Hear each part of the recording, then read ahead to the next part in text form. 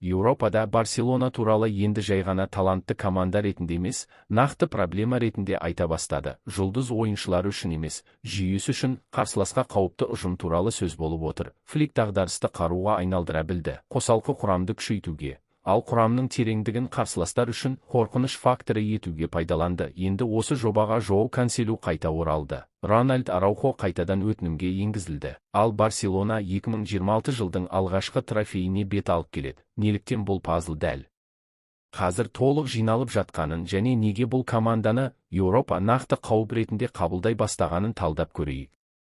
Достар, жайғасып алыңыздар, біз бастаймыз. Қазіргі Ханси Флик басқарған Барселонаның қандай факторлар есебінен бүкіл Еуропаны үрейлендіре алатын командаға айналып жатқанын егжей-тегжейлі түсіндіретін материал жарық көрді. Мұнда мәселе жекелеген жұлдыздарда немесе бір сәттік жарқылда емес, жүйелі трансформацияда. Ол алғашында мәжбүрлі шешім ретінде басталып, кейін команданың басты қаруына айналды. Фликтің қол астында Барселона енді 11 фамилияның жиынтығы емес. Ол 90 минут бойы бірдей қарқынмен жұмыс істейтін ұжымдық машинаға айналды. Басында жарақаттар мен кадрлық қиындықтар аясындағы дағдарысты басқару секілді көрінген жағдай уақыт өте келе жобаның ең мықты тұсына, құрам тереңдігі мен қосалқы орындықтан келетін сапалы шешімдерге ұласты. Неміс бапкері тек негізгі құрамды жандандырып қойған жоқ. Ол тактикалық жауаптарды дәл қосалқы құрамнан тауып, оны қысым жасаудың толыққанды құралына айналдырды. Бұл Барселонада резервтегі ойыншылар үзілісте емес, сақтандыруда емес, ойынды жылдамдататын күш. Бұрын екінші жоспардағы футболшылар мен жас ойыншылар алаңға нақты тапсырмамен шығады. Агрессивті қарсы прессинг пен барынша тік бағыттағы ойын. Бұл прогрестің басты кілті. Ішкі бәсеке. Ойыншылар әрбір алаңға шығу формальдылық емес, мүмкіндік екенін түсінеді. Соның арқасында ротация кезінде деңгей төмендемейді. Керісінше Флик стиліне аса қажет физикалық сергектік сақталады. Команда кім ойнап жатқанына қарамастан, жоғары ойнайды, офсайд сызығын ұстайды және қарсыласын қыспақ қалады. Психологиялық әсердің де маңызы зор. Қаржылық шектеулерге қарамастан, Барселонаның қымбат трансферлерсіз ақ тәртіп, сенім және рөлдерді нақты түсіну арқылы үрей тудыратын құрам тереңдігін қалыптастырып жатқанын Еуропа бақылап отыр. Сырт көзге бұл әлсіз минуттары жоқ командадай көрінеді. Қарсыластарға берілген белгі анық. Бұл Барселона енді жекелеген данышпандық сәттермен өмір сүрмейді. Егер негізгі жоспар нәтиже бермесе, екінші толқын дәл сол қарқынмен және қысыммен әрекет етеді. Қосалқы орындық күмән тудырмайды. Ол шешім ұсынады. Бүкіл құрам бір бағытта қозғалып, ауыстырулар ойынды әлсіретпей, керісінше күшейтетін. Жобада Флик командасы жай ғана қызық идея болудан қалды. Ол Еуропа тағына нақты қауіпке айналды. Алып оянды және көп командалардан айырмашылығы, оның толыққанды резерві бар. Достар, осы тақырыпта өз ойларыңызды пікірге жазыңыздар. Видеоны лайкпен қолдап, арнаға жазылуды ұмытпаңыздар. Сіздердің қолдауларыңыз біздің жас арна үшін өте маңызды. Үлкен рахмет. Ал біз жалғастырамыз. Осы жағдай аясында Барселона Испания суперкубогына маңызды әрі символдық күшейтумен аттануда. Рональд Араухо 2026 жылы Жиддада өтетін турнирге команданың өтініміне қайта енгізілді. Соңғы апталарды психологиялық жағдайына байланысты өткізіп алған уругвайлық қорғаушы қайтадан Ханси Фликтің қарамағына оралды. Араухо өткен аптада жалпы жаттығу ырғағына қосылып, дүйсенбі күні Сауд Арабиясына ұшқан құрамның басты толықтыруына айналды.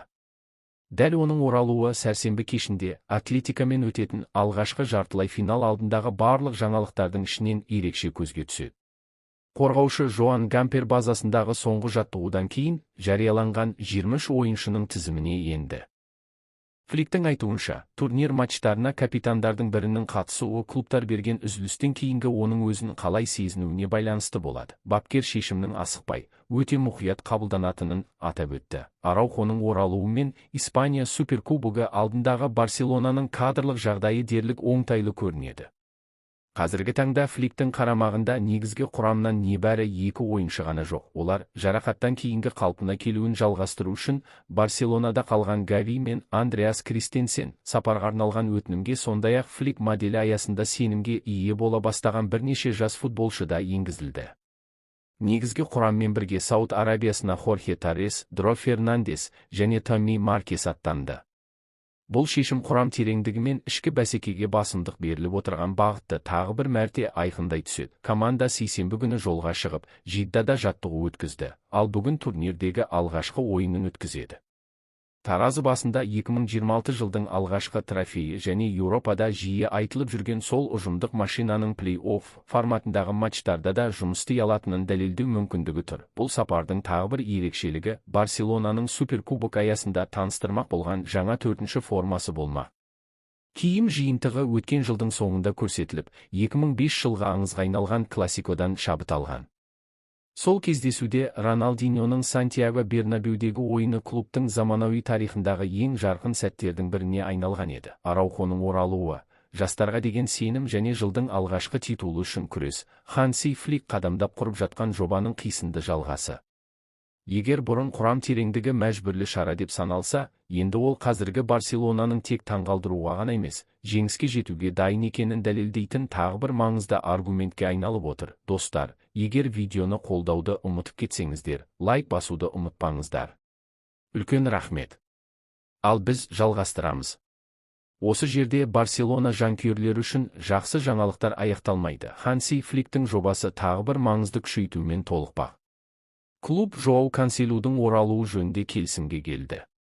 Фабрицио Романоның мәліметінше, Барселона мен Әл-Хилал арасында португалиялық қорғаушыны 6 айға жалға алу туралы толық келісім жасалған.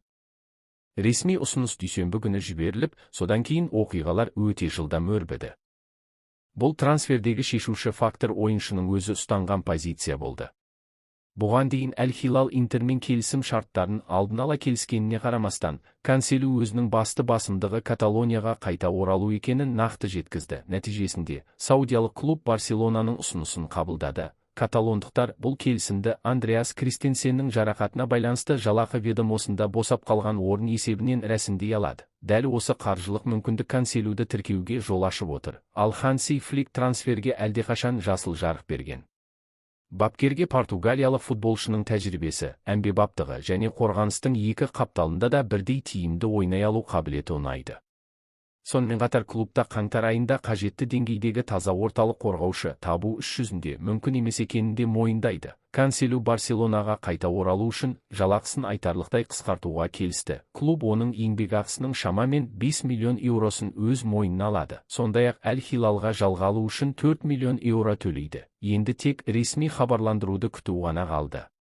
Дегенмен португалиялық қорғаушы Испания суперкубогының матчтарына қатыспайтыны қазірдің өзінде белгілі. Канселу үшін бұл орта жат емес. Ол 2023-2024 маусымын Хави бапкер кезінде Барселонада жалда өткізіп, команданың ойын стиліне жақсы бейімделген. Оның Әл-Хилалдан кетуі Симоне Инзагимен болған қақтығыстың салдары болды.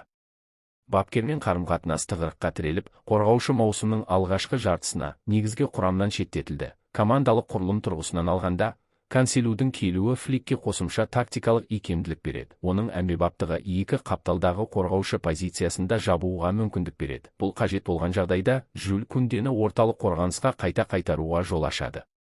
Бұған дейін француз ойыншысы оң қапталдағы негізгі нұсқа болып келген. Енді бапкердің қолында толыққанды маневр пайда болды. Сапа тұрғысынан, Канселу ең алдымен қорғаныстың шабуылдағы үлесін күшейтетін ойыншы ретінде қарастырылады. Оның техникасы, жылдамдығы, допты алға жылжытуы, шабуылды тереңнен бастай білуі және ойын құруға қосылуы Флик моделіне өте сай. Сонымен қатар ол дер кезінде тосып алу мен доп тартып алуға сүйеніп, қорғаныста да сенімді ойнайды. Бұл Барселона енді бір ғана жоспарға, бір ғана схемаға немесе бір ғана кейіпкерге тәуелді емес.